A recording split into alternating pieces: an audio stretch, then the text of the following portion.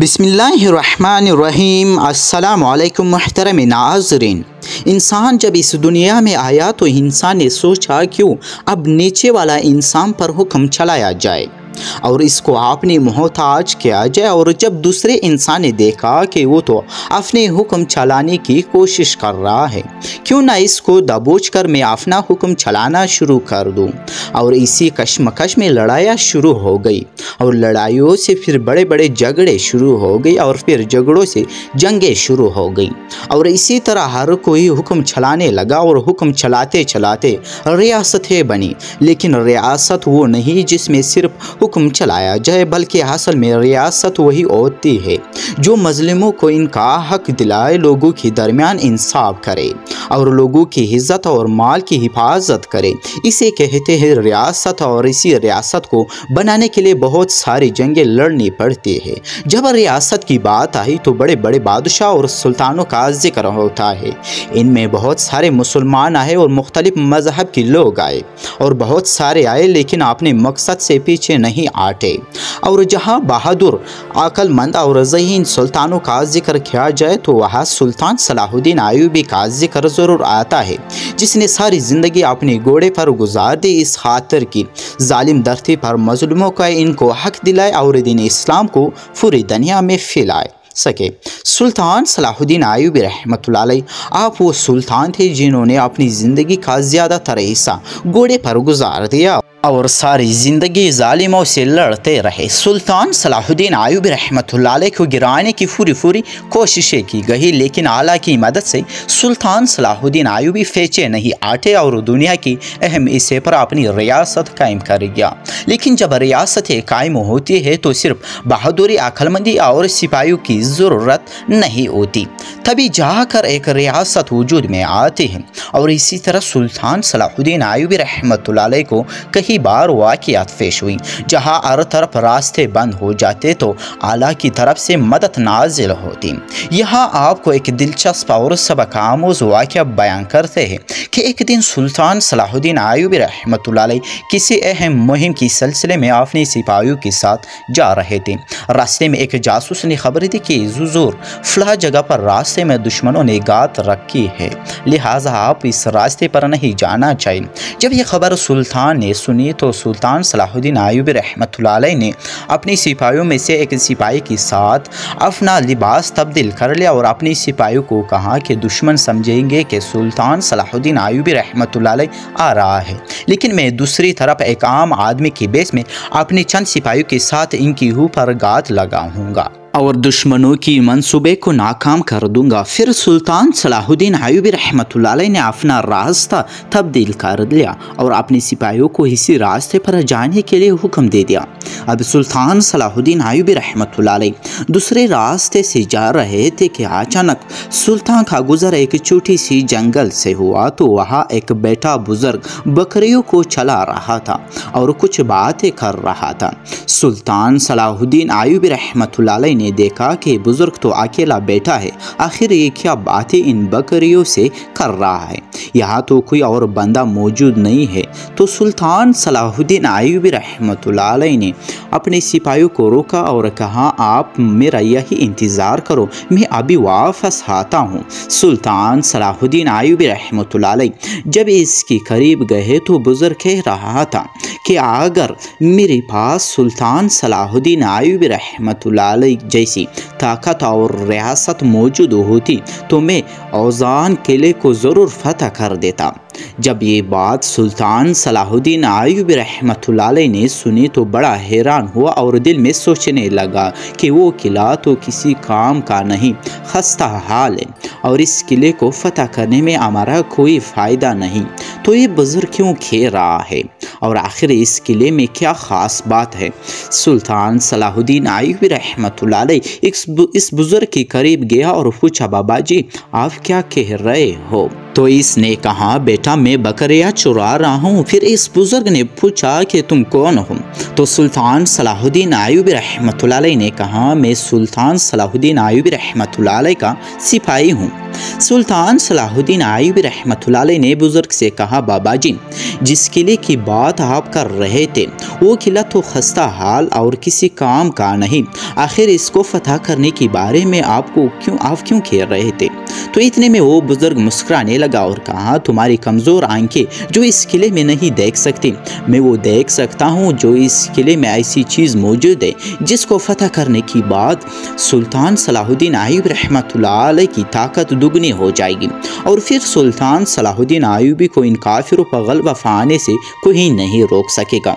ये खबर सुनकर सुल्तान सलाहुद्दीन आयूबी रहमतुल्लाह अलैह बड़ा हैरान हुआ और कहा, इस चौराहे के पास आखिर ऐसी क्या मालूमात है जो ऐसी बातें कर रहा है? सुल्तान सलाहुद्दीन आयूबी रहमतुल्लाह अलैह ने इस बुजुर्ग से कहा, बाबा जी, फिर आप बता दें कि आखिर इस किले में ऐसी क्या चीज़ है? वो बुजुर्ग फिर से मुस्कुराने लगा और कहा, इतने अहम बात में एक आम सी सिपाही को कैसे बता दूं? सुल्तान मुअज़्ज़म ने कहा, फिर इसकी कीमत क्या होगी? तो इस बुजुर्ग ने कहा कि जाकर अपने सुल्तान को कहना कि फला पहाड़ी की चोटी पर एक झोंपड़ी है, वहाँ आ जाना, तुम्हें सारी मालूमात मिल जाएगी। सुल्तान सलाहुद्दीन आयूबी रहमतुल्लाह अलैह वहाँ से रवाना हुआ और दुश्मन ने जिस रास्ते में गात लगा रखी थी इसने जाकर खातिमा कर लिया और अपनी मुहिम की तरफ रवाना हो गया। जब सुल्तान सलाहुद्दीन आयूबी रहमतुल्लाह अलैह अपनी मुहिम से वापस आए तो अली बिन सुफियान को हुक्म दिया कि मेरे वापस आने तक तुम नायब सुल्तान हो, मैं किसी अहम काम के लिए जा रहा हूँ। अली बिन सुफियान ने पूछा, हुजूर वो क्या काम है? तो सुल्तान ने कहा, वक्त आने पर आपको पता चल जाएगा। सुल्तान सलाहुद्दीन आयूबी रहमतुल्लाह अलैह अपने घोड़े पर सवार हुआ और बुजुर्ग की बताई हुई जगह की तरफ रवाना हो गया। चलते चलते सुल्तान सलाहुद्दीन आयूबी रहमतुल्लाह अलैह रास्ते में शाम हो गई। आखिर सुल्तान सलाहुद्दीन आयूबी रहमतुल्लाह अलैह इस जगह पर पहुंच गया। जब सुल्तान सलाहुद्दीन आयूबी इस झोंपड़ी के करीब गया तो देखा कि एक बुजुर्ग वज़ू कर रहा है। सुल्तान ने भी वज़ू किया और दोनों ने एक साथ नमाज पढ़ी। इसके बाद इसने सुल्तान से पूछा, क्या आप सुल्तान सलाहुद्दीन आयूबी रहमतुल्लाह अलैह है? सुल्तान सलाहुद्दीन आयूबी ने कहा, जी हाँ, मैं बिल्कुल वही हूँ। फिर सुल्तान सलाहुद्दीन आयूबी रहमतुल्लाह अलैह इस बुजुर्ग को कहा, बाबा जी, आखिर इस खस्ता हाल किले में क्या राज छुपा है जिसका आप जिक्र कर रहे थे? तो सुल्तान मुअज़्ज़म को बुजुर्ग ने कहा कि ये कोई इतना आसान काम नहीं कि मैं अभी आपको बता दूं, थोड़ा वक्त सब्र करो, फिर तुम्हें ये सब कुछ बता दूंगा। फिर इस बुजुर्ग ने कहा कि आप मेरे लिए और अपने लिए खाना बनाएं, खाना तैयार होने के बाद हम खाना खाएंगे। वो बूढ़ी बुजुर्ग ने सुल्तान को कहा कि मेरे लिए खाना बनाएं। तो सुल्तान के लिए बड़ी ताज्जुब की बात थी कि ये जानते हुए कि वो बुजुर्ग है, मैं सुल्तान हूँ, लेकिन फिर भी मुझे खाना बनाने के लिए कह रहा है। लेकिन सुल्तान सलाहुद्दीन आयूबी रहमतुल्लाह अलैह जानता था कि इसमें कोई इस बुजुर्ग ने खिदमत आमली होगी। सुल्तान ने फ़ौरन खाना बनाना शुरू कर दिया और खाना तैयार होने के बाद खाना खाया और फिर सुल्तान ने इस बुजुर्ग से पूछा, बाबा जी, अब बताओ इस किले के अंदर आखिर कौन सा राज छुपे हुए? फिर इस बुजुर्ग ने कहा कि आप तो मेरी टांगे दबाओ, मुझे आराम करना है। फिर सुल्तान सलाहुद्दीन आयूबी बड़ा हैरान हुआ, लेकिन फिर सुल्तान के दिमाग में ख्याल आया कि इसमें इस बुजुर्ग की ज़रूर हिकमती होगी, लिहाजा सुल्तान ने इसकी टांगे दबाने शुरू कर दी। जब सुबह हुई तो सुल्तान सलाहुद्दीन आयूबी और इस बुजुर्ग ने नमाज पढ़ी और सुल्तान ने इस बुजुर्ग से कहा कि बाबा जी, आप बता दो कि इस किले के अंदर क्या राज छुपे हुए। तो इस बुजुर्ग ने कहा कि पहले तुम मेरी बकरियों को खोल दो, हम इनको फाड़ कर ले जाएंगे और ये घास खाएंगे और मैं तुम्हें इस किले के बारे में बताऊंगा। सुल्तान सलाहुद्दीन आयूबी रहमतुल्लाह अलैह ने तमाम बकरियों को खोल दिया और दोनों एक पहाड़ी की चोटी से नीचे बकरियों को चुराने के लिए चले गए। सुल्तान सलाहुद्दीन आयूबी रहमतुल्लाह अलैह ने अब इस बुजुर्ग से कहा, बाबा जी, आप तो आपकी बकरियां चल रही है, मुझे इस किले के बारे में बता दो। तो इस बुजुर्ग ने कहा, बेटा, ये जितने काम मैंने तुमसे करवाए इससे तुम मेरी खिदमत या मेरा हुक्म ना समझना, ये सिर्फ तुम्हें समझाने के लिए कह रहा था कि तुमने सुल्तान होकर एक आम सी चरवाई के लिए काम किए, इतना ही वो राज आपके लिए अहम है। ये सुनकर सुल्तान ने कहा, बाबा जी, आप ऐसा ना कहे, मैंने दिल से आपके लिए के। फिर वो बुजुर्ग कहने लगा, बेटे, इस किले के अंदर हमारे बड़े बड़े औलिया और बुजुर्गों की हिकमत अमली है और राज अंदर छुपे हुए हैं। बाहर से वो किला सस्ता हाल लगता है, लेकिन काफिर अंदर से उन्होंने बहुत से अहम राज छुपा रखे हैं। अगर तुम इस किले को फतह करके वो नुस्खे हासिल कर लेते हो तो इसमें ऐसी अहम मालूमात है जिसको पढ़कर तुम काफिरों पर बासानी गलबा हासिल कर लोगे। जब ये खबर सुल्तान ने सुनी तो सुल्तान बड़ा खुश हुआ और कहा, बाबा जी, अगर इस बात में सच्चाई हुई तो इस किले को ज़रूर फतह कर लूँगा और इसकी छुपे हुए राज से फ़ायदा उठाऊँगा। तो बुजुर्ग ने कहा, सुल्तान मुअज़्ज़म, ये काम इतना आसान नहीं, वो किला अंदरूनी तौर पर बहुत ख़तरनाक है। तो सुल्तान ने कहा कि वो किला अल्लाह ताला की दी हुई ताकत से ज़्यादा मजबूत नहीं है, लिहाजा इस किले को मैं चंद दिनों में फतह कर लूँगा। और इसकी बात सुल्तान सलाहुद्दीन आयूबी ने इस बाबा जी को सलाम कहते हुए वहाँ से रुखसत हो गया। वापस आकर अली बिन सुफियान को अपने कमरे में बुलाया और इस किले को फतह करने के बारे में बताया।